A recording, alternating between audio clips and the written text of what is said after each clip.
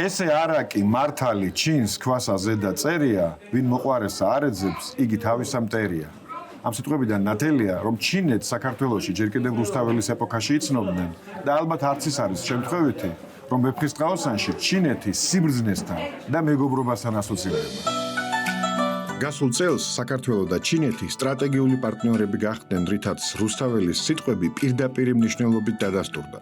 ჩინეთის სახალხო რესპუბლიკის სახით საქართველომ შეიძინა მეგობარი, რომელსაც 21 საუკუნის ზესახელმწიფოს უწოდებენ. და მართლაც, საკმარისია უბრალოდ თვალი შევავლოთ თანამედროვე ჩინეთს და დავწმუნდებით, რომ ჩვენს წინაშე ნამდვილად ზესახელმწიფოა. ოღონდ თუ თანამედროვეობის გარდა ისტორიასაც გადავხედავთ, იმაშიც დავწმუნდებით, რომ რეალურად ჩინეთი ყოველთვის იყო მსოფლიოს ერთ-ერთი ცენტრი და ზოგჯერ მთავარი ცენტრიც. აბრეშუმი, ჩაი, ქაღალდი, კომპასი და უამრავი სხვა პროდუქტი თუ ტექნიკა, მათ შორის ქოლგა და ნაყინიც კი კაცობრიობას ჩინეთმა მისცა. ამ ყველაფრის გათვალისწინებით ჩინეთის დღევანდელი განვითარების ტემპები ნამდვილად არ უნდა გავგიკვირდეს, მაგრამ ცოდნა ერთია და რეალური სურათისგან მიღებული ემოცია მაინც წარუშლელ შთაბეჭდილებას ტოვებს. განვითარების ეს მასშტაბი, რასაკვირველია, აისახება არა მხოლოდ უშუალოდ ჩინეთზე, არამედ ჩინეთის პარტნიორ ქვეყნებზეც. ამიტომ დღეს ფაქტობრივად მსოფლიოს ყველა ქვეყანა ცდილობს იმეგობროს ჩინეთთან. ამ ფონზე ძნელია გადაჭარბებით შევაფასოთ საქართველოსა და ჩინეთს შორის ურთიერთობების ახალ საფეხურზე გადასვლის მნიშვნელობა.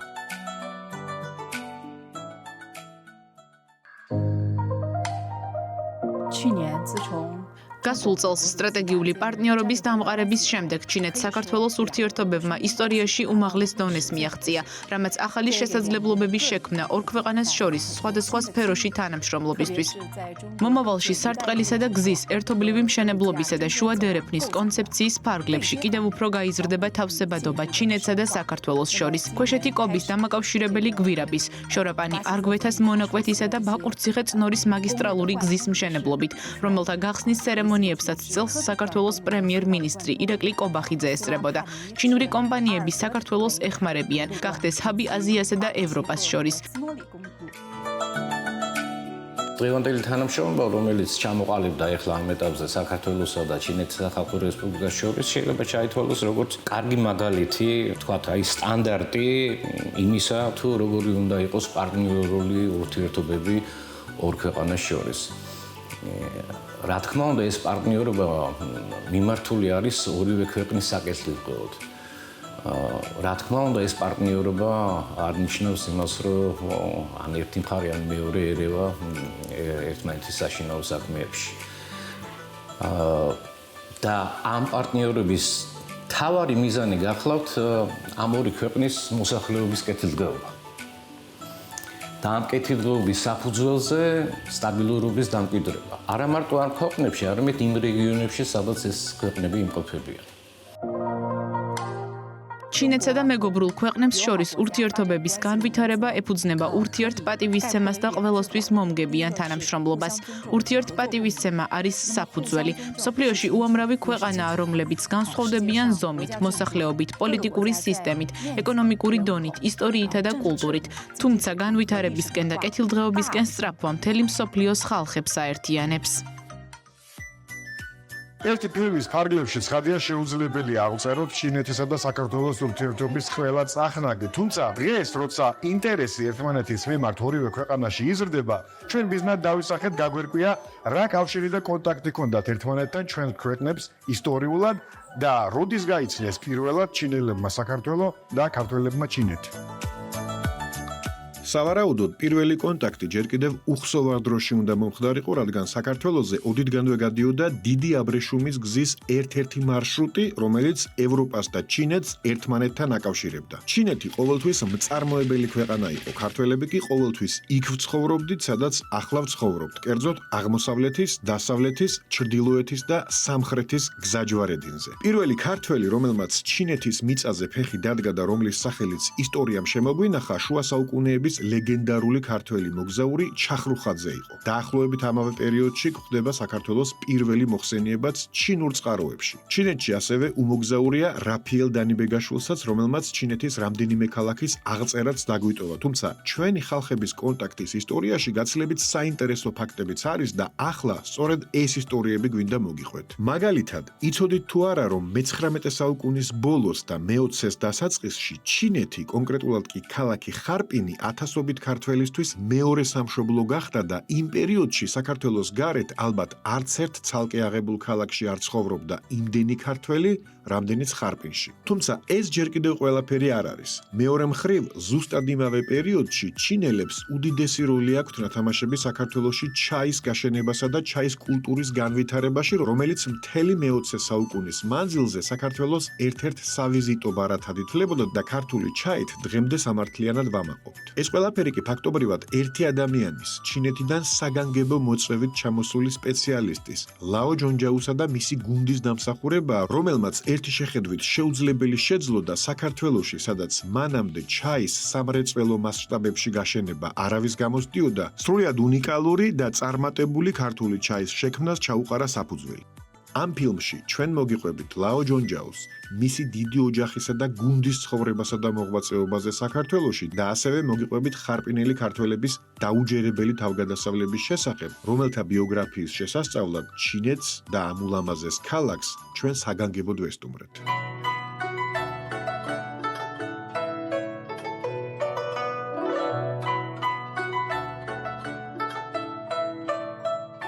ეს ხარპინია, ანუ როგორც ადრე ქართველები ვეძახდით, ხარბინი.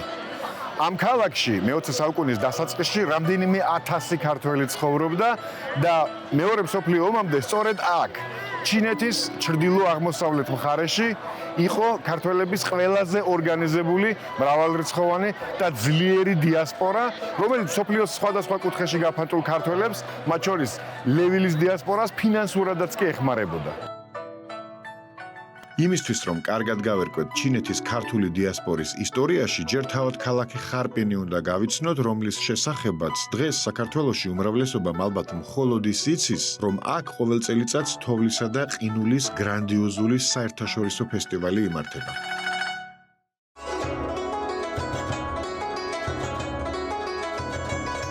ხარპინი ჩინეთის ჩრდილო-აღმოსავლეთ ნაწილში მდებარეობს და ცნობილია როგორც ქვეყნის ზამთრის დედაქალაქი. თუმცა უნიკალური ჰაერის და კლიმატის გამო ეს ქალაქი წელიწადის ნებისმიერ დროს მაგნიტივით იზიდავს ადამიანებს. ახლა ჩვენ ვიმყოფებით ცნობილ მზის კუნძულზე, სადაც ყოველ ზამთარს მთელი მსოფლიოდან იკრიბებიან თოვლის ქანდაკების მოყვარულები და ერთმანეთს ეჯიბრებიან თოვლის სკულპტურების გამოქანდაკებაში. აქვე ახლოს იმართება ყინულის ქანდაკებების კონკურსიც. ამ კონკურსის მასშტაბები რომ წარმოიგინოთ, ერთ ინფორმაციას მოგაწვით. ზამთარში მთელი ეს ტბა ცარიელდება, ანუ წყალს ხელოვნურად იღებენ ტბიდან და წყლის ნაცვლად თოვლს ყრიან, რომლისგანაც შემდეგ თოვლის ქანდაკებებს ამზადებენ.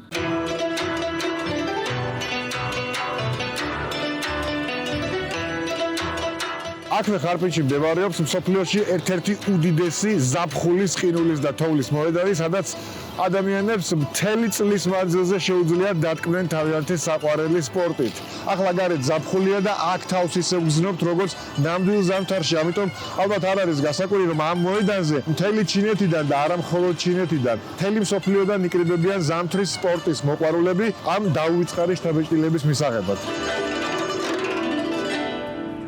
თოვლისა და ყინულის საერთაშორისო ფესტივალი და ზამთრის სპორტული ინფრასტრუქტურა ნამდვილად შთამბეჭდავია, თუმცა ეს ხარპინის მხოლოდ ერთი საინტერესო მხარეა. ზამთრის ეგზოტიკის გარდა ხარპინი სამართლიანად ამაყობს თავისი უნიკალური ისტორიული არქიტექტურითაც, რომელსაც ჩინურ ბაროკოს უწოდებენ და რომელიც დასავლური და აღმოსავლური არქიტექტურული სკოლების იმპროვიზებული შერწყმის შედეგად წარმოიშვა. საგულისხმოა, რომ ხარპინის ჩინური ბაროკო თავისთავად თვითმყოფად მიმდინარეობს მდგომარეობას წარმოადგენს არქიტექტურაში, რომელსაც პირდაპირი ანალოგი არც ჩინეთში მოეპოვება და არც ევროპაში. ზოგადად, ხარპინი პირველი ქალაქი იყო ჩინეთში, რომელიც რუსი და დასავლეთ ევროპელი არქიტექტორების მიერ დახაზული გეგმის მიხედვით აშენდა და ამიტომ ხარპინს, თუ შეიძლება ასე ითქვას, ყველაზე ევროპული იერი აქვს მთელს ჩინეთში. ამის გამო ევროპელები მას აღმოსავლეთის პარიზსაც კი უწოდებენ, იუნესკოსგან კი ხარპინს ოფიციალურად აქვს მინიჭებული მუსიკის ქალაქის სტატუსი.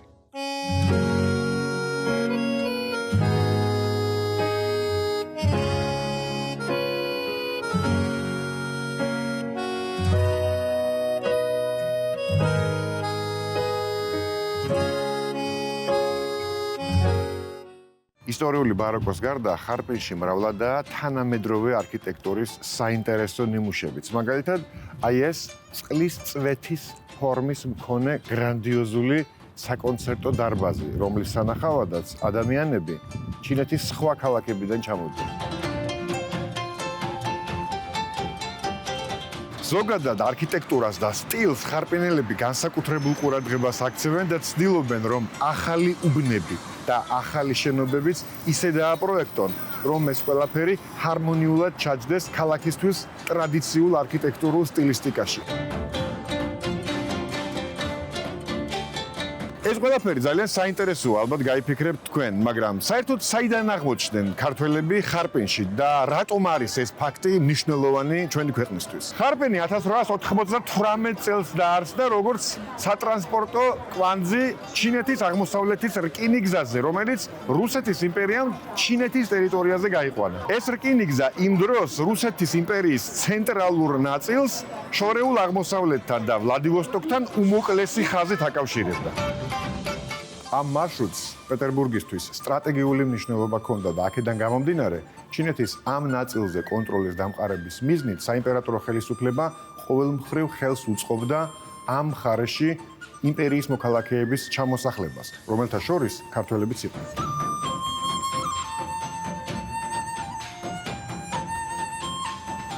დღეს არავინ იცის, როდის გადმოსახლდა ხარპინში პირველი ქართველი. თუმცა, როგორც ყველა ახალმოსახლე, ისიც სავარაუდოდ რკინიგზასთან უნდა ყოფილიყო დაკავშირებული. თუმცა, ამის შემდეგაც ხარპინში ქართველების გადმოსახლების რამდენიმე ტალღა იყო. კერძოდ, 1905 წელს რუსეთ-იაპონიის ომის მონაწილე ქართველების ნაწილმა კავკასიაში დაბრუნებას შორეულ აღმოსავლეთში დარჩენა და ხარპინის ქართველობასთან შეერთება ამჯობინა, რის შედეგადაც ხარპინის ქართული დიასპორა კიდევ უფრო გაიზარდა. გარდა ამისა, უშუალოდ იმპერიასთან შედარებით უფრო თავისუფალი პოლიტიკური და ეკონომიკური რეჟიმის გამო, რუსეთის მიერ მართული ჩინეთის ქალაქი მთელი იმპერიიდან იზიდავდა როგორც პოლიტიკურ ოპოზიციას, ისე საქმიან ადამიანებს და უკეთესი გასამრჯელოს მოლოდინის მქონე მშრომელებს. მაგალითად, ხარპინის ქართული დიასპორის დამფუძნებელი და თავმჯდომარე ივლიანე ხაინდრავა ამ ქალაქში თავდაპირველად სწორედ პოლიტიკურმა დევნამ მოიყვანა. თუმცა მოგვიანებით იგი ხარპინის ერთ-ერთი ყველაზე წარმატებული მეწარმე და ცნობილი მოქალაქე გახდა.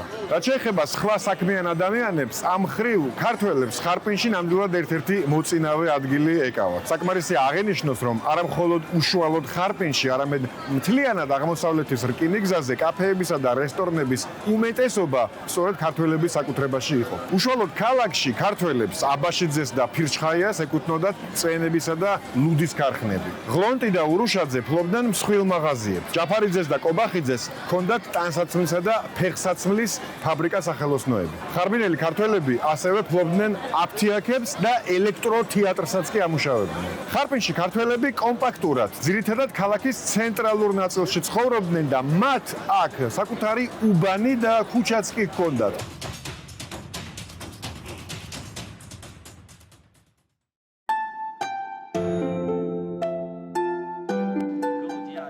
ქართველების ქუჩას ეძახდნენ ზუსტად იმ ქუჩას, სადაც ქართული სათვისტომოს შენობა მდებარეობდა. ამ ქუჩას ახლა ჯინგვეის მეორე ქუჩა ჰქვია. თავის დროზე ჩინურად არასწორად თარგმნეს ამ ქუჩის სახელწოდება და მას გულუჯინის ქუჩად მოიხსენიებდნენ. ამიტომ რეალურად დღეს ცოტამ თუ იცის, რომ ხარბინში ქართველების ქუჩა იყო. რაც შეეხება მაღაზიებს, რესტორნებს, აფთიაქებს და სხვა ობიექტებს. ჩვენ გვაქვს არაერთი მაგალითი. ქართველები ხარბინში ჯერ კიდევ 1898 წლიდან გამოჩნდნენ. ანუ ზუსტად მაშინ, როცა ჩინეთის აღმოსავლეთის რკინიგზის მთავარი სამმართველო ჩამოყალიბდა და მან აქ დაიდო ბინა. სამმართველოს მთავარ ბუფეტს ქართველი მენეჯერი ჰყავდა. მას არესტის ეძახდნენ. შემდეგ სიანფანგის რაიონში იყო სასტუმრო, რომელიც ქართველ გომართელს ეკუთვნოდა. სხვათა შორის ეს შენობა ამჟამადაც დგას ჰონგსიას ქუჩის კუთხეში, რომელსაც ადრე შანგშის ქუჩა ერქვა. იმდროინდელ ხარბინში ასევე ძალიან ცნობილი იყო სანდოს კაფე. ეს შენობა მთავარი ქუჩისა და დასავლეთის მერვე ქუჩის კვეთაზე მდებარეობს. ქართველებს ხარბინში ასევე ჰქონდათ კამფეტების და ტკბილეულის მაღაზია და კავკასიური სამზარეულოს რესტორანი, რომელსაც ივერია ერქვა. 伊维的是一个高加索的风味餐厅。 საგულისხმოა, რომ ქართველების სახელი ხარპინში მხოლოდ მაღაზიებს და რესტორნებს არ უკავშირდება. გარდა იმისა, რომ ქართველებმა ამ ქალაქში პირველი კაფე და პირველი სასტუმრო გახსნეს, მე-20 საუკუნის დასაწყისში ხარპინში ცნობილი იყო ქართული ბიბლიოთეკაც, რომელიც როგორც ჩინური, ისე რუსული წყაროების თანახმად განათლებისა და შემეცნების უმნიშვნელოვანეს კერას წარმოადგენდა შორეული აღმოსავლეთის მრავალეროვანი ქალაქისთვის. მინდა ასევე დავამატო, რომ მე-20 საუკუნის დასაწყისის ხარბინის ერთ-ერთ ღირსშესანიშნაობას წარმოადგენდა ქართული ბიბლიოთეკა, რომელიც 1906 წელს დაარსდა და იმ დროს ქალაქის საუკეთესო ბიბლიოთეკად ითვლებოდა. ხარბინის ებრაული სათვისტომოს პროფკავშირის ხელმძღვანელი კაუფმანი თავის მემუარებში აღნიშნავს, რომ ქართველების ბიბლიოთეკა საუკეთესო იყო იმდროინდელ ხარბინში.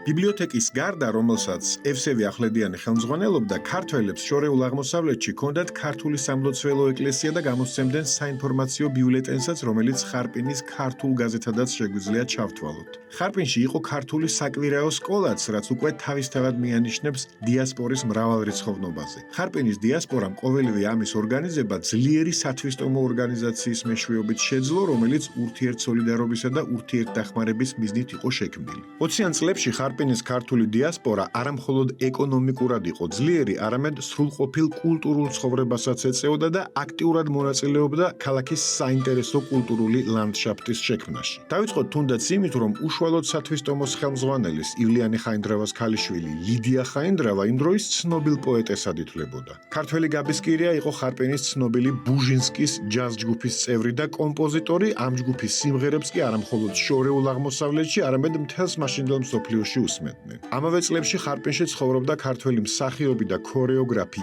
ილიკო ყაზბეგი, იგივე ილიკო მერაბიშვილი, რომელიც დუეტში ბერტა ჩერვონაიასთან ერთად ცეკვავდა და ამ წყვილის ცეკვის სანახავად ბილეთებისთვის ყოველთვის რიგი იდგა. ნაკლებად ცნობილი ფაქტია ისიც, რომ საბჭოთა კინოს ერთ-ერთი პოპულარული მსახიობი და მომღერალი ლიდია წირღვავა, ანუ იგივე ლიდია ვერტინსკაია 1923 წელს სწორედ ხარპინში დაიბადა. 1942 წელს ლიდია ცოლად გაჰყვა ცნობილ კომპოზიტორს და არტისტს ალექსანდრ ვერტინსკის წყვილი ჩინეთში დაქორწინდა, ხოლო მათი ქალიშვილი ანასტასია ვერტინსკაია, რომელმაც ასევე მსახიობის გზა აირჩია, ალბათ ყველას კარგად გვახსოვს, თუნდაც გიორგი დანელიას ლეგენდარული ფილმიდან არ დაიდარდო.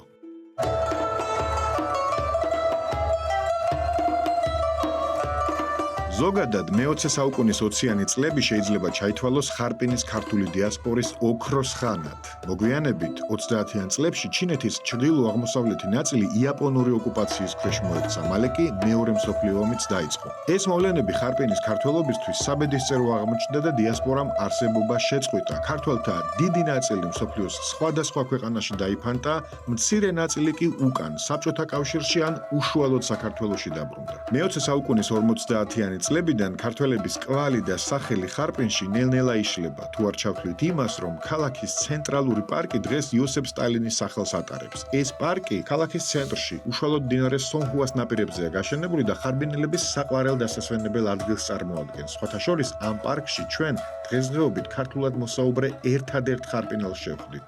სამუელ ნერსესიანი საქართველოს მოქალაქეა, რომელიც უკვე თითქმის 10 წელიწადია ჩინეთში ცხოვრობს, თუმცა საქართველო და თბილისი არასდროს ავიწყდება. გამარჯობა. მივესალმები საქართველოს და თბილისის შორეულ ხარბინიდან. 2007 წელს აგვისტოში ჩამოვედი ერთ-ერთ კომპანიის თხოვნით ჩინეთში.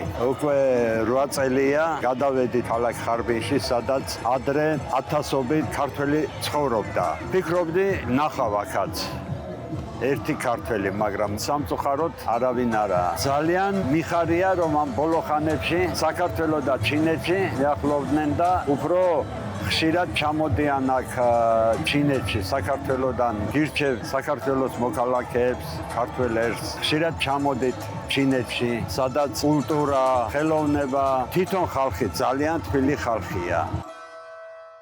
იმის გასარკვევად თუ როდის დატოვა დიდი ქართული დიასპორის უკანასკნელმა წარმომადგენელმა ხარპინი და რა იციან მათ შესახებ უშუალოდ ჩინეთში, ხარპინის ისტორიულ არქივში მივედით. აქ მე-20 საუკუნის დასაწყისის ემიგრაციას საგანგებოდ სწავლობენ და უკვე 29 ქართველის შესახებ აქვთ შეკრებილი ინფორმაცია, თუმცა კვლევა გრძელდება და მომავალში ეს რიცხვი სავარაუდოდ კიდევ უფრო გაიზრდება. ჩვენი არქივის მონაცემების თანახმად, დიასპორის ბოლო წარმომადგენელი ხარპინიდან 1961 წელს წავიდა. ეს იყო მამაკაცი, რომელმაც თავის ორ შვილთან ერთად დატოვა ჩინეთი. არქივში დაცულ ანკეტებში მითითებული მისამართების მიხედვით თუ ვიმსჯელებთ, ქართველები ძირითადად ცენტრალურ ქუჩაზე და მის განშტოებებზე ცხოვრობდნენ. არქივში ინახება ერთი ჯგუფური ფოტო, სადაც 17 ქართველია ერთად აღმოჩნდილი. მათ შორისაა კაცი, რომელსაც აქ ვლადიმეროვიჩს ეძახდნენ. 1933 წლიდან 27 წლამდე ეს ადამიანი ხარპინის ქართულ ბიბლიოთეკას ედგა სათავეში. შემდეგ კი დიდი ხნის მანძილზე მუშაობდა ხარპინის შაქრის ქარხანაში, მთავარი ინჟინრის მოადგილედ.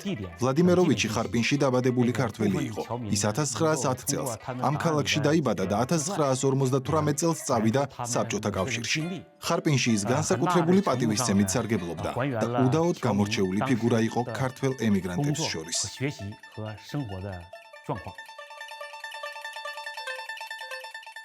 ვლადიმიროვიჩი, ანუ ირაკლი ვლადიმირის ძე იონათამიშვილი, ოჯახთან ერთად საქართველოში მე-20 საუკუნის 50-იანი წლების ბოლოს დაბრუნდა. მისი სამი ქალიშვილიდან ერთ-ერთი, ნინა იონათამიშვილი, დღემდე თბილისში ცხოვრობს, თუმცა ხარპინში გატარებული ბავშვობისა და ახალგაზრდობის წლები მისთვის ის ძვირფასი მოგონებაა, რომლის შესახებაც გულგრილად ვერასდროს საუბრობს. ჩვენი ოჯახი 1959 წლის 10 დეკემბერს დაბრუნდა საქართველოში. ხარბინში ჯერ კიდევ ჩემი ბაბუა დასახლდა, რომელიც იქ ნიკოლოზ მეორემ გაგზავნა, აღმოსავლეთის რკინიგზის მშენებლობაზე. ის რკინიგზის მშენებლობის ინჟინერი იყო. ხარბინი ძალიან დიდი ქალაქი იყო. ქალაქი 1898 წელს დაარსდა. იმ დროს ქალაქში რამდენიმე რაიონი იყო. პრისტანის რაიონში იყო დიდი ქუჩა, რომელსაც მაშინ ჩინეთის ქუჩას ეძახდნენ. ეს ქალაქის მთავარი ქუჩა იყო. ამ ქუჩაზე ბევრი მაღაზია იყო. მათ შორის იყო ცხომელიძის მაღაზია. ასევე იყო აფთიაქები და ქურქის მაღაზიები, რომლებიც ქართველებს ეკუთვნოდათ. თუმცა ამ ადამიანების გვარები სამწუხაროდ აღარ მახსოვს. მე მაშინ ჯერ კიდევ ბავშვი ვიყავი. მეორე ხაზზე კი იყო ქართული კლუბი, სადაც ასევე იყო ქართული ბიბლიოთეკა, რომელსაც ახვლედიანი ხელმძღვანელობდა. თავდაპირველად სწორედ იქ მოდიოდნენ ქართველები, რომლებიც პოლიტიკურ გადასახლებაში იყვნენ. იქ იყო პატარა სახლი, სადაც მათ აძლევდნენ ტანსაცმელს და საკვებს. ასევე ეხმარებოდნენ სამსახურის პოვნაში თავიანთი სპეციალობის მიხედვით და თუ სპეციალობა არ ჰქონდათ, ასწავლიდნენ კიდეც. ამ კლუბში აღნიშნავდით 26 მაისსაც, საქართველოს დღესასწაულს, რომელიც ახლაც აღინიშნება თბილისში. იქ იმართებოდა კონცერტები. ჩვენ მაძაძეს ქუჩაზე ვცხოვრობდით, მესჩანსკაიას 13-ში. ქართულ კლუბში ქართველები ვიკრიბებოდით და ასევე აღნიშნავდით შობას და აღდგომას. სახლში კი ასეთი ტრადიცია გვქონდა. აღდგომის და შობის დღეებში ეზოში ვშლიდით სუფრას გაჭირვებულებისთვის და ყველა გაჭირვებულს, მიუხედავად მათი ეროვნებისა, შეეძლო ჩვენთან მოსვლა, რადგან ეს სუფრა მათთვის იყო და ჩვენ თავს ვალდებულად ვთვლიდით ისინი დაგვეპურებინა.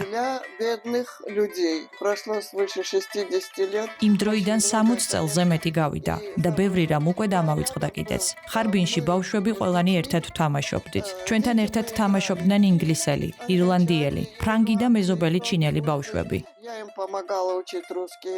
მე ჩინელ ბავშვებს რუსულ ენას ვასწავლიდი. ისინი კი მე ჩინური იეროგლიფების წერას მასწავლიდნენ, რადგან მე იეროგლიფების წერა კარგად არ ვიცოდი და ისინი მასწავლიდნენ, როგორ უნდა დამეწერა სწორად.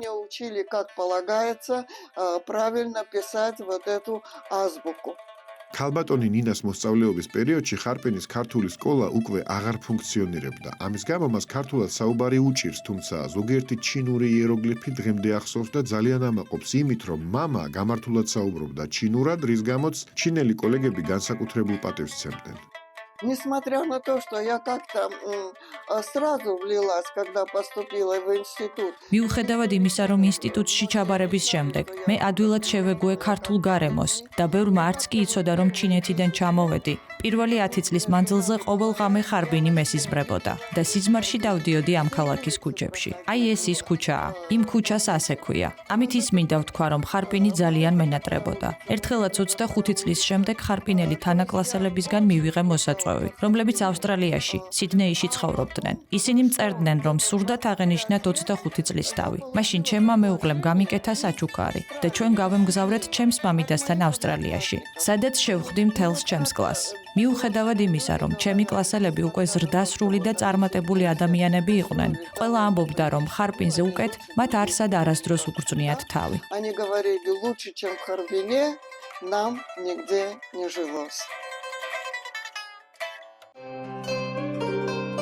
საგულისხმოა, რომ ხარპენის არქივში ჩვენ კიდევ ერთხელ დაგვიზუსტეს, რომ ქართველები ცენტრალური ქუჩის მიმდებარე ქუჩებზე და განშტოებებზე ცხოვრობდნენ, რომელთაგან ერთ-ერთს ქართველების ქუჩას უწოდებდნენ. ახლა მე ვარ დასავლეთის მერვე ქუჩაზე, რომლის შესახებაც ხარბენის დაგეგმარების მუზეუმში დაგვიდასტურეს, რომ ეს არის ნამდვილად ერთ-ერთი ის ქუჩა, რომელზეც ქართველები ცხოვრობდნენ და რომელსაც ქართველების ქუჩას უწოდებდნენ. ჩვენს ირგვლივ ულამაზესი ისტორიული შენობებია, სადაც ქართველები ცხოვრობდნენ და მუშაობდნენ, ჩვენს უკან კი თანამედროვე ზესახელმწიფოს კონტურები ჩანს, რომელთანაც დარწმუნებული ვარ, საქართველოს კიდევ უფრო ახლო ურთიერთობა ექნება, ვიდრე ჩვენს წინაპრებს ჰქონდათ საუკუნის წინანდელ ჩინეთთან. ამით ჩვენი მოგზაურობა ხარპინში დასრულდა, თუმცა საქართველოდან ამ ქალაქში ალბათ კიდევ არაერთხელ ჩამოვლენ ჩვენი თანამემამულეების ისტორიების შესასწავლად, რომელთა უდიდესი ნაწილი ჯერ კიდევ ელოდება თავის ბიოგრაფს. მაგალითად, ძალიან საინტერესოა ივლიანე ხაინდრავას ვაჟის, ლევან ხაინდრავას ბიოგრაფია, რომელიც 1948 წლამდე ჩინეთში ცხოვრობდა და საქართველოში დაბრუნებისას უკვე ცნობილი მწერალი და ჟურნალისტი იყო. ლევან ხაინდრავა წლების მანძილზე მუშაობდა ხარპენისა და შანხაის რუსულენოვან გამოცემებში და ჟურნალისტის სტატუსით 1945 წელს ესწრებოდა იაპონიის იმპერიის კაპიტულაციას, ანუ მეორე მსოფლიო ომის დასრულების აქტს. ქართული დიასპორის ისტორიის კვლევისას ჩვენ შევისწავლეთ მე-20 საუკუნის დასაწყისის ჩინური ქალაქი და დავათვალიერეთ 21 საუკუნის ხარპინიც, რომელიც უკვე თითქოს სულ სხვა ქვეყნის, უფრო სწორად, ზესახელმწიფოს ერთ-ერთი რეგიონული ცენტრია. და მართლაც, მეორე მსოფლიო ომის შემდეგ ჩინეთი და ხარპინი ფუნდამენტურად შეიცვალა. ამ ცვლილებას თავის დროზე სათავე ჩინეთის სახალხო რესპუბლიკის დაფუძნებამ დაუდო. ნიშანდობლივია, რომ ჩინეთის სახალხო რესპუბლიკის ისტორია ასევე ხარპინიდან იწყება, რადგან სწორედ ხარპინი იყო პირველი დიდი ქალაქი, რომელზეც 1946 წელს ჩინეთის სახალხო განმათავისუფლებელმა არმიამ კონტროლი დაამყარა. მე-20 საუკუნის 80-იანი წლებიდან განსაკუთრებით გააქტიურებული რეფორმების შედეგად ჩინეთმა დაძლია ჩამორჩენა მსოფლიოს წამყვან ქვეყნებთან და დღეისათვის თავად იქცა განვითარების ერთ-ერთ მთავარ ცენტრად. მე-20 საუკუნის დასაწყისისგან განსხვავებით, დღევანდელი ჩინეთი არასდროს ექცევა სხვა ქვეყნების, მათ შორის დიდი ქვეყნების გავლენის ქვეშ. პირიქით, დღევანდელი ჩინეთი უკვე თავად ახდენს სულ უფრო და უფრო მზარდ გავლენას გარემომცველ სამყაროზე, თუმცა პეკინი ცდილობს ეს გავლენა ყველა მხარისთვის სასარგებლო იყოს. სწორედ ასეთი ურთიერთპატივისცემაზე დაფუძნებული ურთიერთობის მოლოდინი გვაქვს ჩინეთის მიმართ ქართველებს და საქართველოს, სადაც ახლა ყველანი ერთად გადავინაცვლებთ და გავეცნობით ლაო ჯონჯაუსა და მისი გუნდის თავგადასავალს აჭარაში, საიდანაც ქართული ჩაის ისტორია დაიწყო და ქართულ-ჩინური თანამშრომლობის ერთ-ერთი პირველი ფურცელი დაიწერა.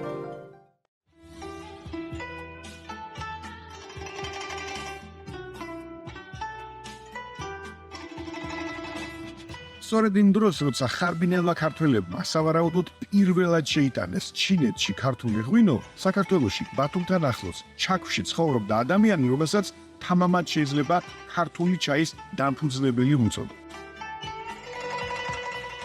ლაო ჯონჯაო ან ლიუ წინჭოუ ქართულ წყაროებში ჩინური სახელის წარმოთქმის რამდენიმე ვარიანტი გვხვდება, მაგრამ ეს არ არის მთავარი. ლაო ასე უწოდებდა საკუთარ თავს პიროვნება, რომელიც 1893 წელს ოჯახთან და 9 თანამემამულე სპეციალისტთან ერთად ჩინეთიდან საქართველოში საგანგებო მისიით ჩამოვიდა და აჭარაში ჩაის გაშენებას დაუდო საფუძველი.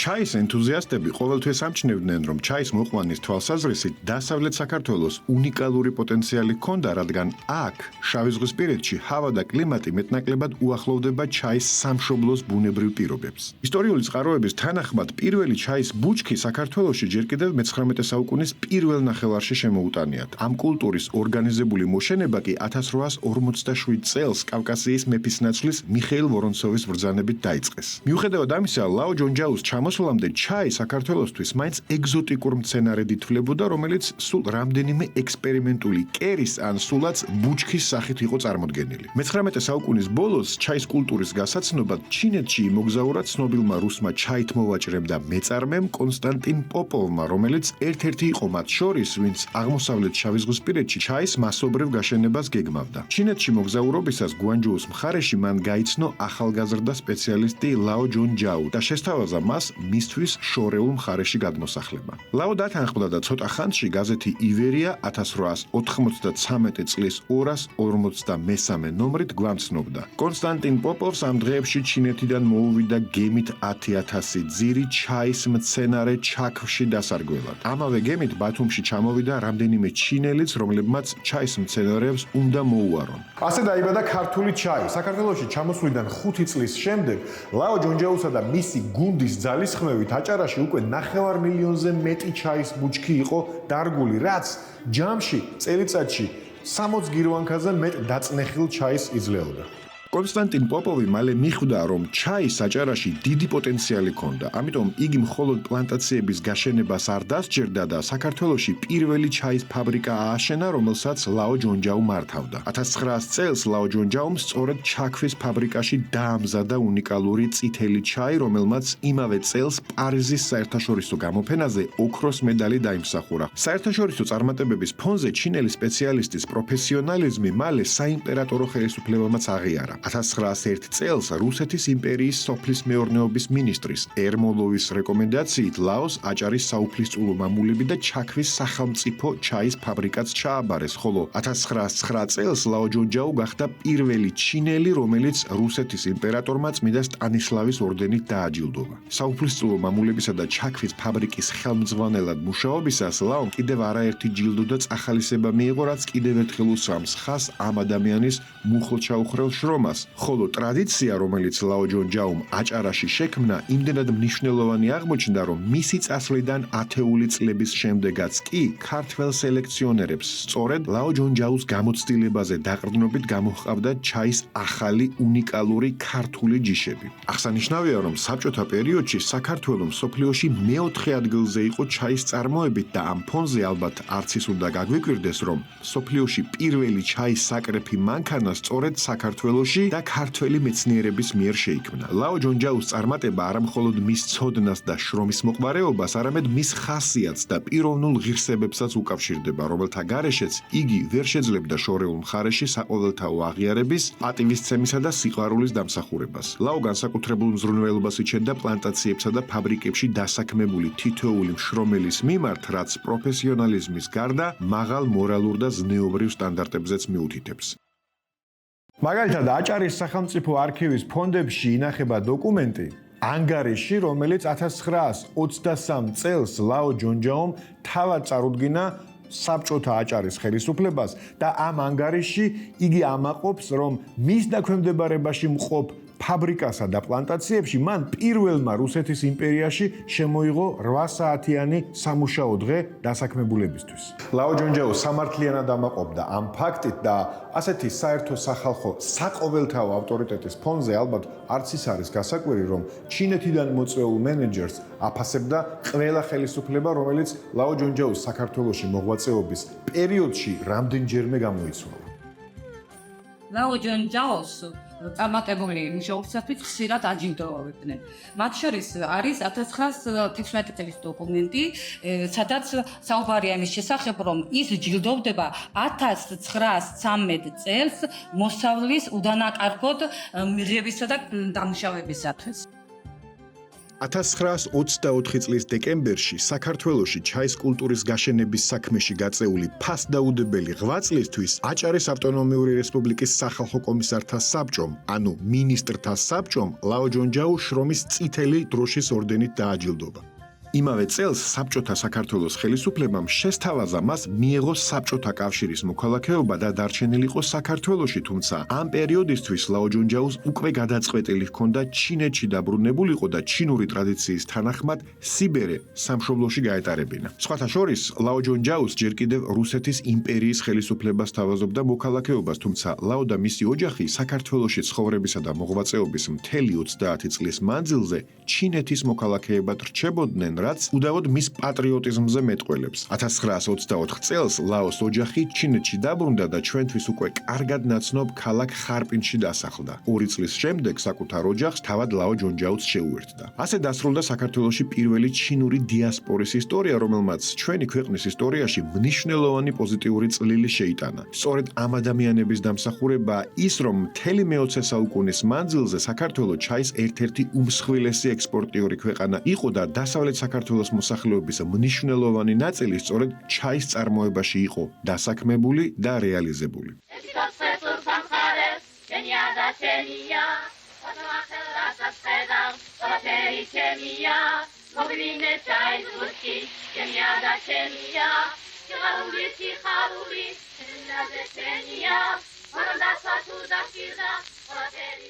სამწუხაროდ დღეს ჩვენ არ ვიცით როგორ ჟღერდა ლაო ჯონჯაუს დამხმარე და თანმხლები პირების სახელები მათთვის მშობლიურ ჩინურ ენაზე, რადგან ჩვენს ხელთ არსებულ წყაროებში მხოლოდ ქართული ან რუსული მიმსგავსებები ფიქსირდება. მათი ნაწილი მალარიამ შეიწირა, ნაწილი უკან ჩინეთში დაბრუნდა და მათი კვალი ჩვენთვის შემდეგ დაიკარგა, თუმცა რაც არ უნდა ყოფილიყო მათი სახელი და შემდგომი ბედი, ქართველი ხალხი ყოველთვის მადლიერი იქნება იმ ჩინელების, რომლებმაც როგორც ერთი ჩვენებური ენის გასატეხი გვეუბნება, მართლაც ჩინეთიდან ჩაქვში ჩაი ჩამოიტანეს. რაც შეეხება უშუალოდ ლაო ჯონჯაუს და მის ოჯახს, მათ საქართველოსთან კავშირი არასდროს გაუწყვეტიათ და ალბათ არც ისაა შემთხვევითი, რომ ისინი სწორედ ხარპინში დასახლდნენ, რომელიც საქართველოდან წასული ადამიანებისთვის უცხო ქალაქი ნამდვილად არ იქნებოდა. ლაო ჯონჯაუ 1939 წელს ხარპინში გარდაიცვალა, ხოლო 1935 წელს ასევე ხარპინში ლაო ჯონჯაუს ერთ-ერთი ვაჟის, ლაო ვეიჯოუსა და მისი ქართველი მეუღლის, ნონა თუშმალიშვილის ოჯახში დაიბადა ლაო ჯონჯაუს